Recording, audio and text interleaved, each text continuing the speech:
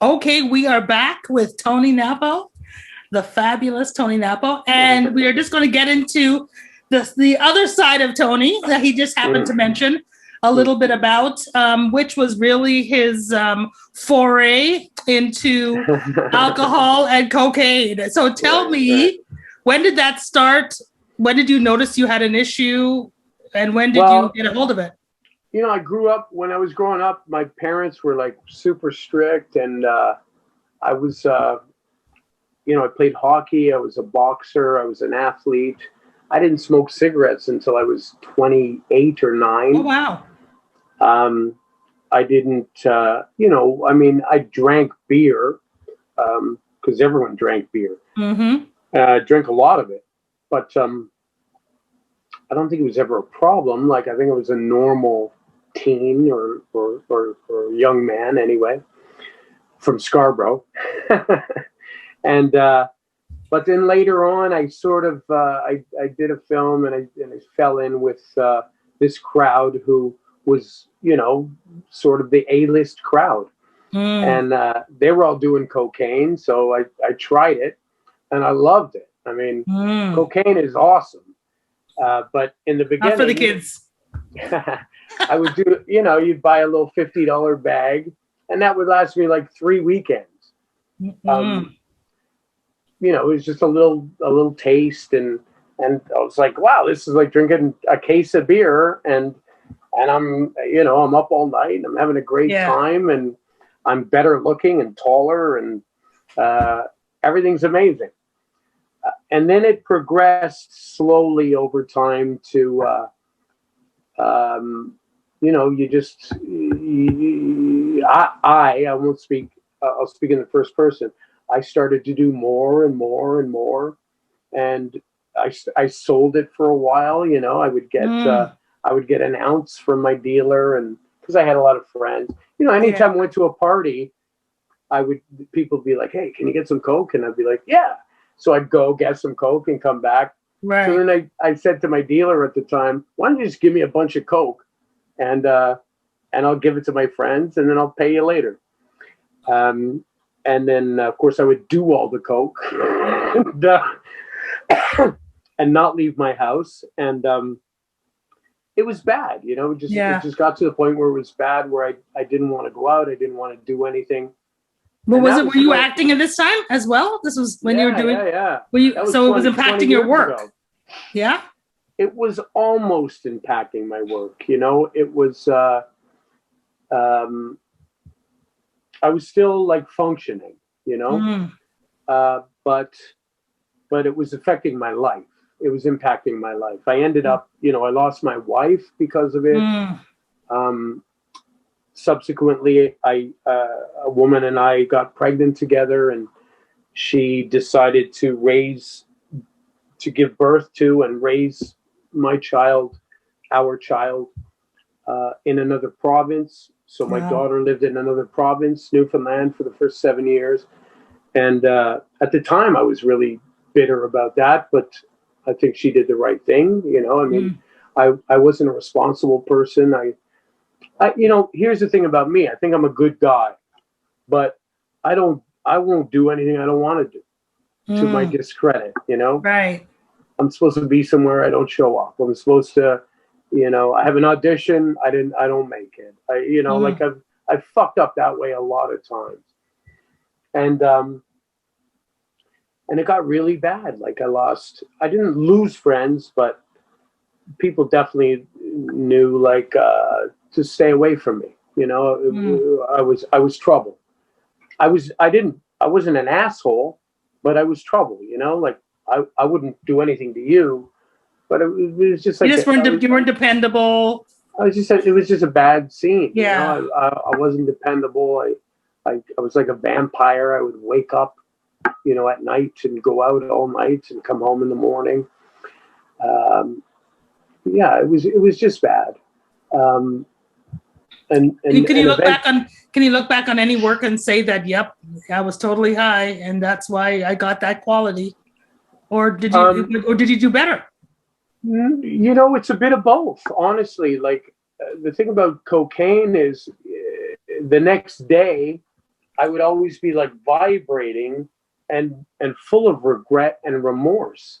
And so if I had scenes where I had to cry or anything like that, it was like I could do it no problem because I felt like a piece of shit.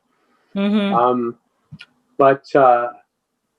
ultimately, obviously, it did more bad than good. Yeah. But and I'm an addict. You look for any reason to justify it. But what were your triggers? What were your triggers? Just doing nothing? Waking up. Oh no! I don't know. It's all fucking. It's all like it's all a lot. It's. I'll tell you what. This pandemic has been great for me because I've spent a lot of this time alone and isolated and in therapy, and I've done a lot of AA stuff and nice and just revisiting all of it properly, because I never really had the time, or I never gave the time to it. I was just always recovered enough to function, but I was always falling off the wagon. I was always sleeping, and I'm not a big drinker. Like, I can have a glass of wine with dinner. I could have a beer after hockey. But when I'm doing cocaine, I can drink 25 beers, so I can keep doing cocaine, or a full bottle of 26er of vodka, or whatever. When it got to its very worst point, I was awake without eating or sleeping for 7 days. And are you serious? Yeah. And at the end of the 7 days, because I had gotten an ounce. An ounce is what is an ounce? I want to say 14, but I think that's wrong. But I might be right. An ounce might be 14 grams. I'm not sure. Yeah, I think that's right. And I had an ounce of cocaine because I was getting ounces and distributing it to my friends, or not. And so I had been high for 7 days, and I looked down, and I still had like 7 grams of coke in front of me. And I thought, if I keep going, and my tongue is like all cut up to pieces because I'm dehydrated. I've been on the, every time someone calls me, I'm telling a lie about where I'm supposed to be or why I'm not there, or you got to keep track of all those lies. And I looked down at this coke, and I thought, if I keep doing this, I think I'm probably going to die. I had a little cigar box, which I called my Elvis box, and I had cocaine, hash, weed, what's the stuff called? Mother's Little Helper. What's that stuff called? Shit. Valium, Percocets. Wow. Anything I could get. And I would just like get high and then take something else to come down and drink something and then get high and then drink something to come down, which is fucking mental because you're spending your whole time trying to stay in the middle, which is where you were to begin with. Exactly. And recently I looked back and tried to add up all the money I've spent on cocaine, and the figure, I think, which is fairly accurate over 30 years, is $500,000. Shut up. Yeah. I didn't buy a house. I've had cars and not had cars. It became my life partner, I even look at the relationships I was in. I sort of gravitated toward relationships where I'd only have to really be half in them. And because my relationship was with that drug. And don't get me wrong, I loved it. I mean, objectively from the outside, as terrible as it was, I loved it because the thing about cocaine is you get high, yes, but you don't feel anything. It's like cocaine. It's like Novocaine when they put it in the dentist gives it to you. Mm-hmm. Anything that ends with a cane numbs you. Mm-hmm. And me personally, you know, I'm sort of like by nature, I'm kind of a sad person, and I'm kind of I try to cover that as much as I can, but I'm not I know you're a person of faith, you know, and I feel like I fear death, and every single day it's just like, oh, I'm a day closer to dying today, and I feel like death is death, and that's the end, and I won't remember this, and everything's been a waste of fucking time. So, you know, cocaine was the thing that took me away from those thoughts, because I didn't give a shit about anything, including myself. And I don't know, you know. So did you then snap yourself? Were you the only one that snapped yourself out of it? There were no, you know, people coming around you going, Tony, come on, man, you got to stop this. Was it just you just recognizing it for yourself? Yeah, I mean, because I'm a good actor, you know. I hid. I just fucking hid. So people didn't really see the worst of it. I mean, and then the next progression after that was I just never went out. I never went out. So I've been training for this pandemic for years because I've been isolating for years. Yeah. And, but you know, so I ended up after that particular 7-day high going to a place in Brooklyn, Ontario for 21 days and doing rehab. And I was clean and sober for a couple of years after that. And then, you know, I never got a sponsor. I never went to meetings. I didn't do any of that stuff. And I ended up back at it at different times. But again, I'm trying to get to why was that? Were you just idle?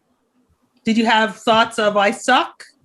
Like what made you kind of go back to that? No, it's life sucks. Life fucking sucks. You know, we're born, we're here, and I'm again, we have different points of view on this, but it's all fucking pointless. Everything we do is pointless. And you know, remember when we were kids? I mean, I'm sort of going on tangents now, but that's okay. You know, the sun's going to burn out, the earth will freeze over, and humanity won't exist unless they find another place to live. But well before that, I'll die, and in my mind, I'll die, and that'll be it. So it doesn't really matter what I do with my life, which is awful because I love my life. I love living. I'm lucky. I love my friends. I love all of it. It's not like, oh, life is shit. It's like life's going to end. Yeah. That's the thing that fucks me up. It still fucks me up. You know? Yeah.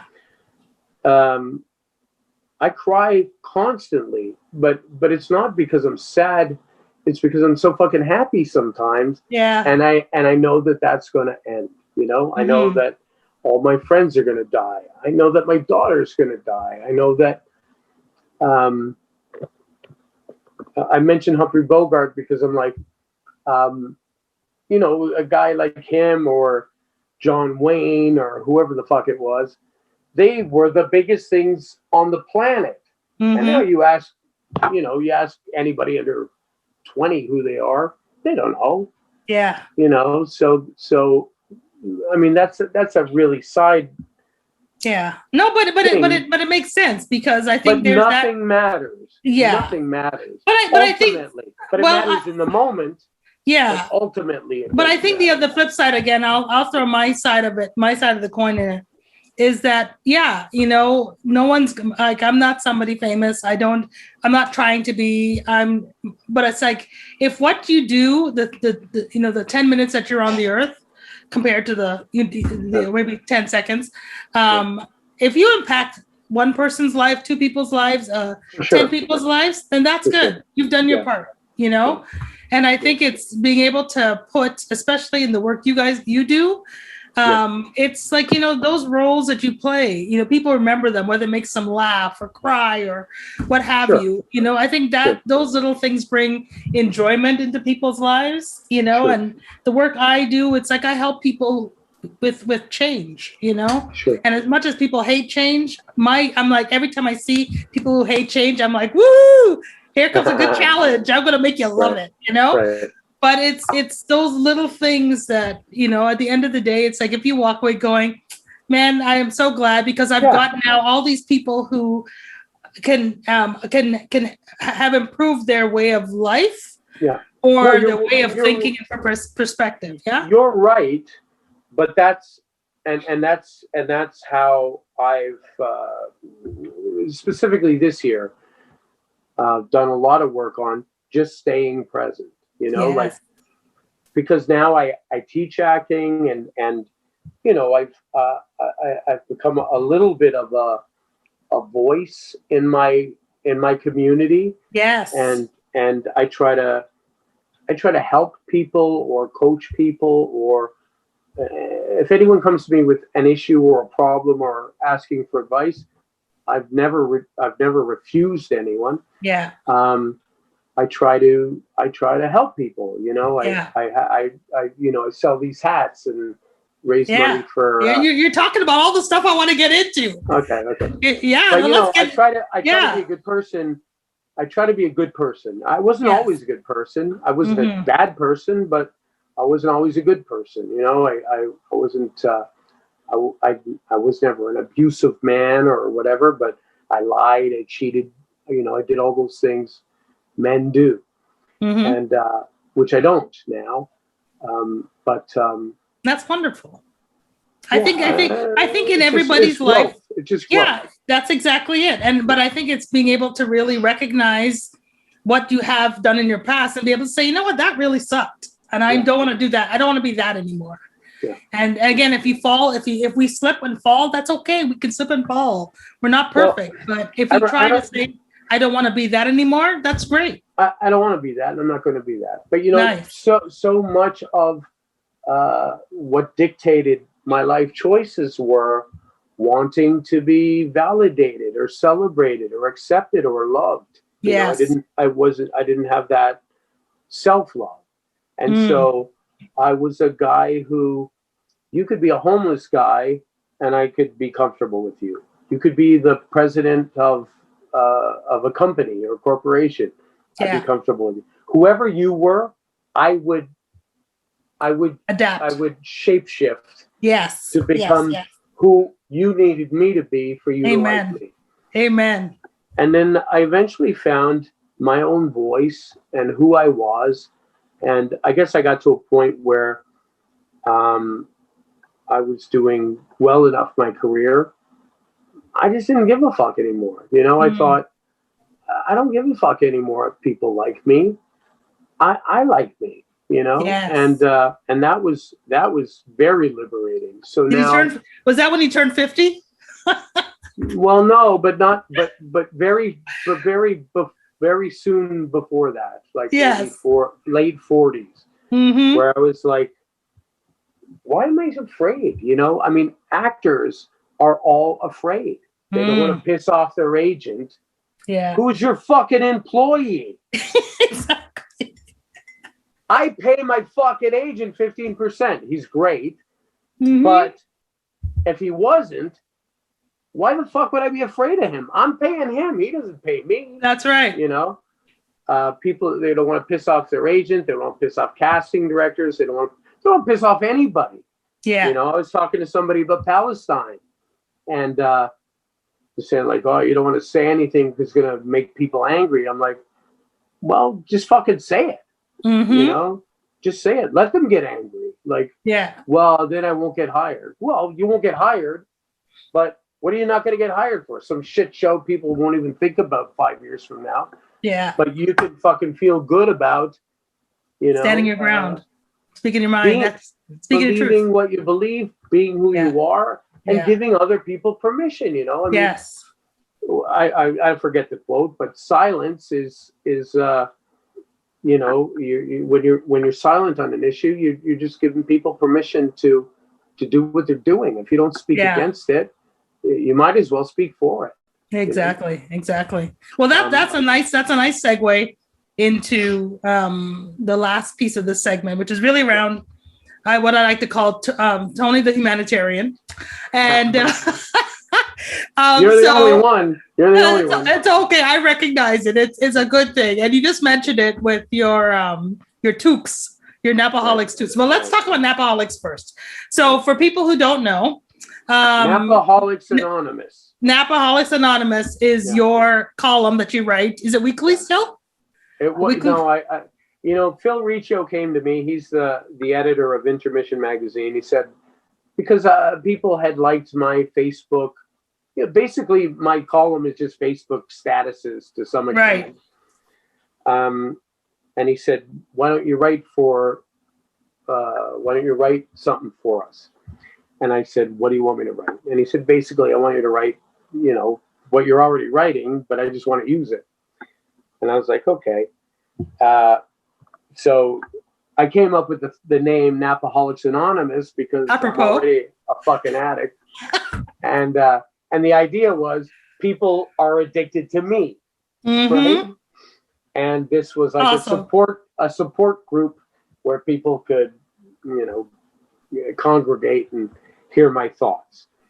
And in the beginning, it wasn't that good. It was kind of lame, but it got better and better, and people liked it. And then when people started to like it and it started to grow, I realized I had a responsibility. And so I feel like I have to address any issues that affect our community. Yes. And then at some point in time, I realized I'm not actually qualified to, like when I speak about Black issues, which I had, I realized, what the fuck do I know about Black issues? Like I read about people when Philip Seymour Hoffman died. Yes. And they're like, oh, that guy's an idiot. Why would you do drugs because you're an addict? As an addict, I realized if you're not an addict, you can talk all you want about addiction, but you don't know what the fuck you're talking about. That is correct. And then I made that jump to, I can talk all I want about Black issues or female issues or LGBTQ issues, but I don't really know what the fuck I'm talking about. I just want to be supportive. Yes. So then I started trying to split it. The column is 12. It's like a 12-step 12-step. So there's 12 items every time and it was weekly for 3 years. But then I started curating it. So then I started just sort of, because I have a lot of Facebook or Instagram or whatever friends, and I would look for females or people of color or LGBTQ to just share the mic. Right. Yes. Let people in my community speak for themselves with the platform that I've been given. Yes. And then it really got good, I think, for a long time. It got really good, and I was really proud of it.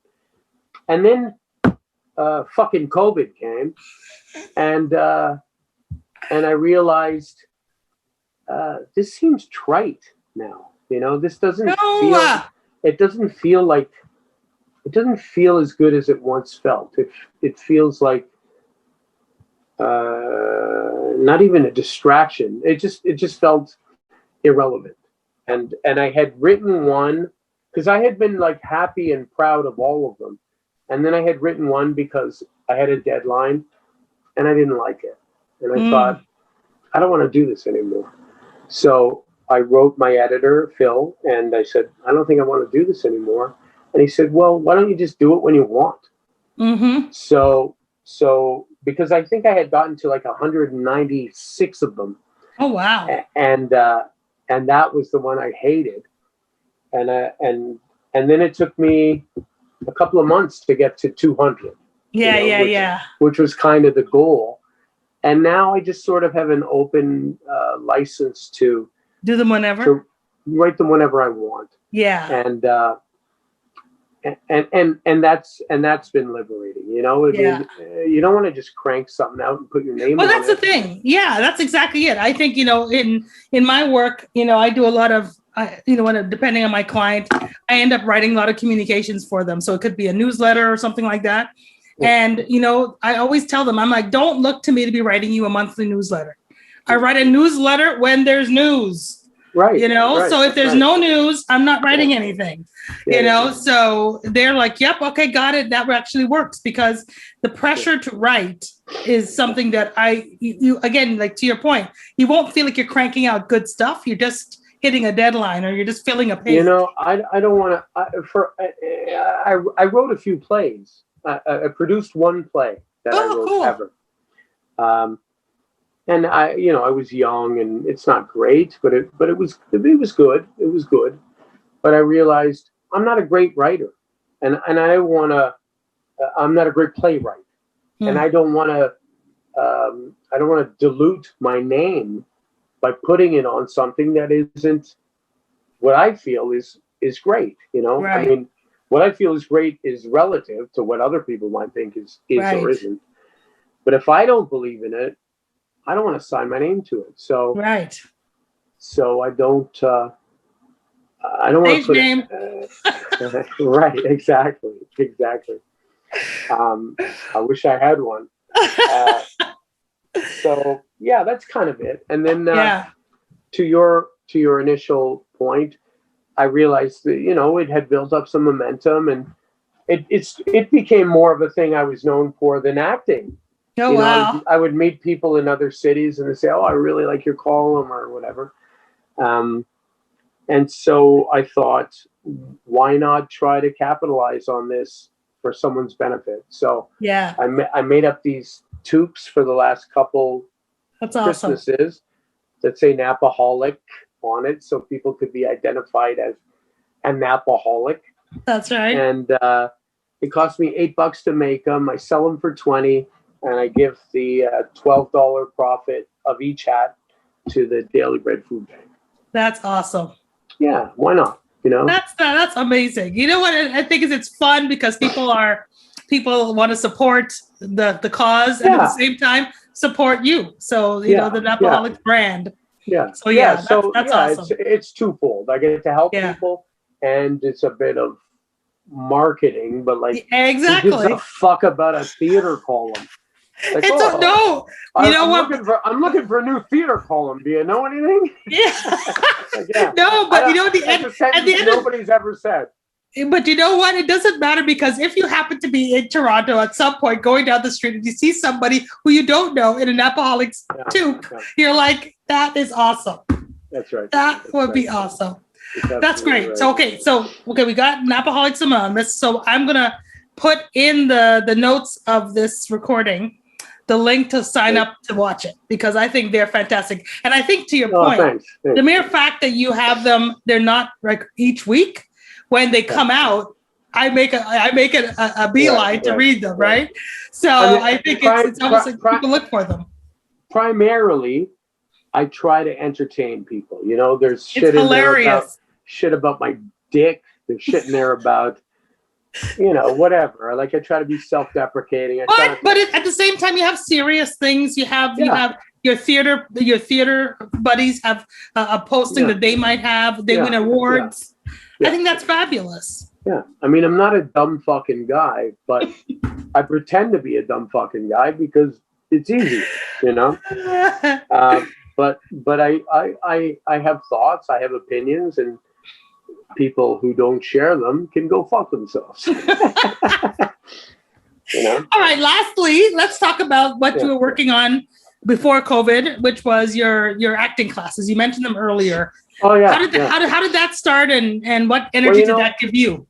I've always, it's sort of full circle again. You know, I started out wanting to be an English teacher, and I realized at some point, I know acting. You know, I know acting, like, I just understand it. I get it, and I know how it works, and I know how to break it down, and I know how to teach it. I remember doing a play out in Halifax years ago. It was a Shakespeare play in the park.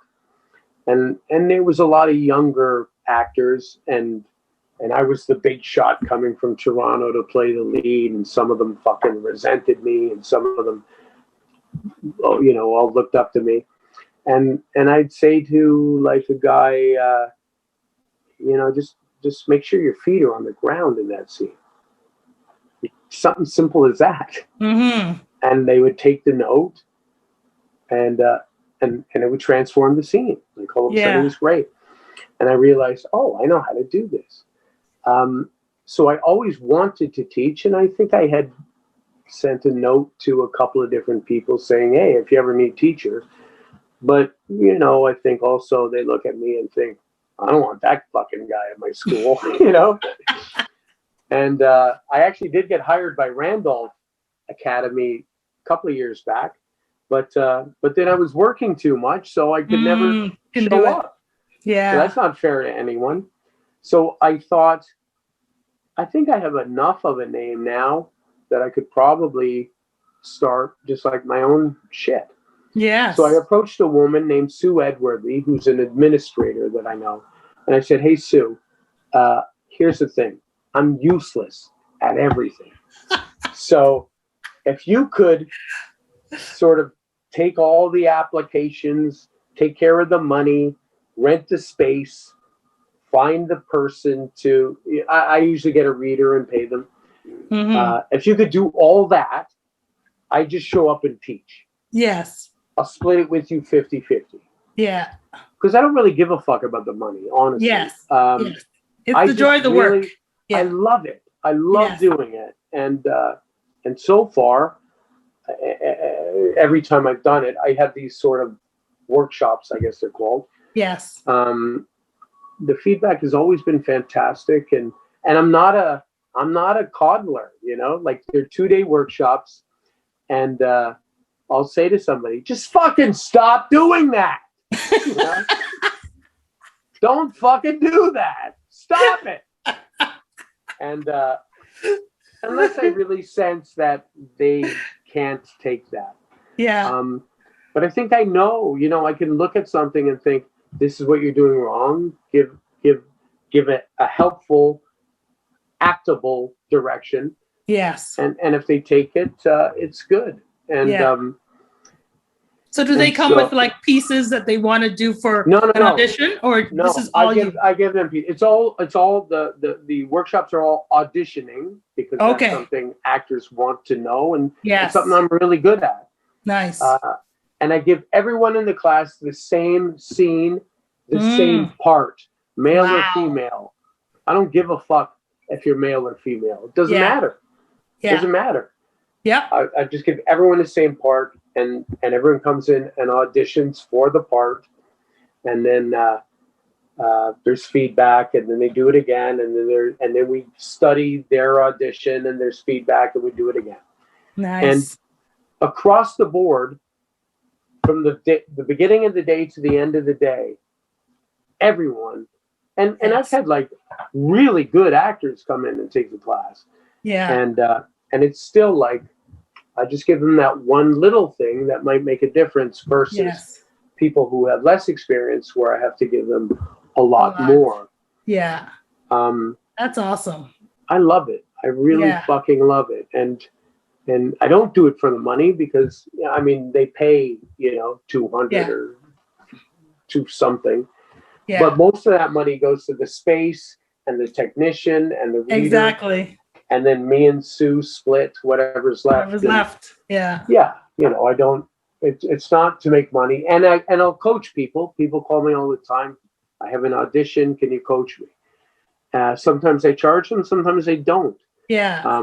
But I don't want to, it's not for the money, Yes. Like if somebody was shit, I would just say like, I can't help you. Yeah. I don't say you're shit. Yeah. Like, I don't want to take your fucking money for nothing. Yes. If I feel like I can't help you, I'm not interested. But if I feel like I see something there, or if I feel like you're actually really fucking good, but maybe just adjust a couple of things. Mm-hmm. I'll take the money because why the fuck not, right? Yes. And Yeah. even the money I charge is like in the realm of the world, it's the lowest. Very low. It's the very lowest amount that people charge. Yeah. Because otherwise everybody would fucking call me. Well, yeah, but I think, but again, it's that again, to the point we made earlier, that's the piece, that's the little ripple you're putting in the world, right? Yeah. That little bit is helping that actor, no matter where they end up. You know, well, if they end up just doing something local or Hollywood or wherever, international. Like, here's the thing, in AA, once you're like get to the 12th step or whatever, you're supposed to now help other people. Correct. I've never done that because I don't really give a fuck about other people. You know, I'm like, I didn't come to AA to help people. I came to AA to help me. Yeah. If you're a drunk, I've never met you. I don't give a fuck about you. Mm-hmm. I mean, I hope the best for you. I wish you no harm, but I'm not going to devote my life to you. Yeah. But in this, I'm more than happy to help people. You know, I feel like I'm at that step as an actor where it's not a responsibility, but it's a pleasure to be able to, you know, because I've had a lot of mentors and I've had a lot of people teach me without specifically being a classroom situation, but I've learned from a lot of people, and I feel like people could learn stuff from me. Good and bad, you know. Yes. Yeah. Like do this. That's wonderful. But basically, look at my life and don't do any of that. Well, you know, Tony, I think that's a good note for us to end on, because it's so wonderful just to hear your story. Because again, I didn't know some of it at all, so it's really great to hear your story and highs, lows. But at the end of the day, you're on the right track, and I wish you all the best as you Thank you so much. proceed with your career. I just want to give a shout out though before we leave. I did, thank goodness for Facebook, I did see the Good Friday monologue that you did, the Roman Centurion. Oh, wow. OMG. I had to send it to some of my Christian friends. Oh, that's awesome. Because it was amazing. Again, every time I see you either doing some of the shorts that your friends sketch you to do, right. So amazing, because it's just such a short period of time for you to evoke so much emotion. Amazing. Emotion's easy for me. You know, that piece, my ex-girlfriend, Kate, who I was with, Kate Brown, I was with her for 6 years, I think. She's a pastor. Okay. Nice. So she came to me and said, I have this idea, and she wrote it, and I, you know, I love her. You know, we're not together. We're not together as we were together, but we're very good friends. And you know, it's like painting. You know, if you want me to paint your house, I'll paint your house because I have those skills. You want me to be a Roman centurion who oversaw the crucifixion of Christ? Yeah, I could do that. Yes, it was amazing. Amazing. And I personally, like, even though I say I'm not a person of faith, I'm hopeful, you know. Mm-hmm. I like all the shit that Jesus said, and I think it somehow gets perverted, and misinterpreted and miscommunicated and intentionally manipulated. Mm-hmm. But basically, he just said, "Love everybody," and correct. Be kind to others. Do unto others as you would have others do unto you. Yeah, and I subscribe to that for sure. Amen. Amen to that. Very happy to get behind that and put myself in the shoes of the man who thought, "Oh my God, I just killed the Son of God." Yes. You know, that was like it was amazing. So I don't know how, I don't know if you guys have it posted somewhere that people could link to it, but if not, if they connect with you on Facebook. It's on my Facebook thing, It's okay, perfect. So people can connect with you on Facebook. Or you could look at or you could look at the Meeting House is the name of her church, and it's on there. It's on all their sites too. The Meeting House, Oakville. Oh, perfect. Okay, so what I will do is I will put in the notes how to connect with you on Facebook so people know how to spell your name. Sure. I also put the link to Nappoholics Anonymous. So if people want to link up to that, they can do that as well. They're going to be sick of me. No, never, because, and I'll list some of the movies they could check you out on if they haven't done it yet. Because I was looking at the list going, holy crap, you've done a lot of stuff. I know. So, but I'm proud of you, my friend. I'm proud of your work. Definitely proud of your recovery. And I just pray that you keep doing it. And I look forward to seeing you in whatever next thing you're going to be doing. I only did this to stare at your face for an hour. You're so adorable. I love you. Thank you, Tony Nappo. Thank you, my friend. Thanks so much. Bye. Well, that is our show. I hope you enjoyed my sit down with Tony. I would love for you to come back, so please subscribe to Spotlight with Renée Holder so you don't miss an episode. And yes, please like this segment if you also enjoyed it. That's the thumbs up button down below there. I really appreciate it. Oh yes, and feel free to share with your friends and family so this gets out all over the world. Well, it's been wonderful spending time with you as always. Thank you for watching, and I will see you next time here on Spotlight.